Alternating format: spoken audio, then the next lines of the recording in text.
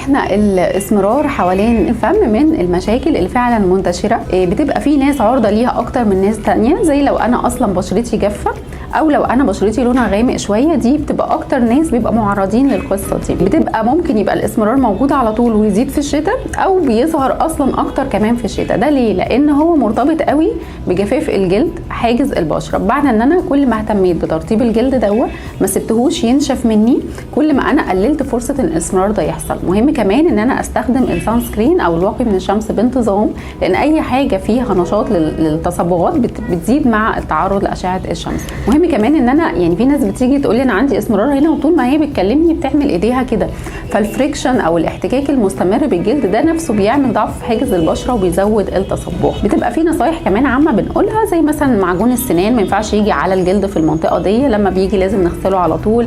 الاكل اللي فيه احماض عاليه زي الفتره دي، البرتقال، عموما في السنه، المانجا، الطماطم، الليمون، الحاجات دي برضو غلط ان هي تيجي على الجلد ده، او لو جت لازم نغسلها بانتظام. بعد ما عملنا كل الاحتياطات دي بيجي دور بقى كريمات تانية علاجيه ممكن نلجأ لها، زي كريمات بتبقى معموله للتفتيح في الاماكن طبعا سنسيتيف زي هنا، او كريمات تانية علاجيه بتشتغل كطريقه مضاده للالتهاب، ممكن نمشي عليها فتره قبل ما ندخل كريمات التفتيح.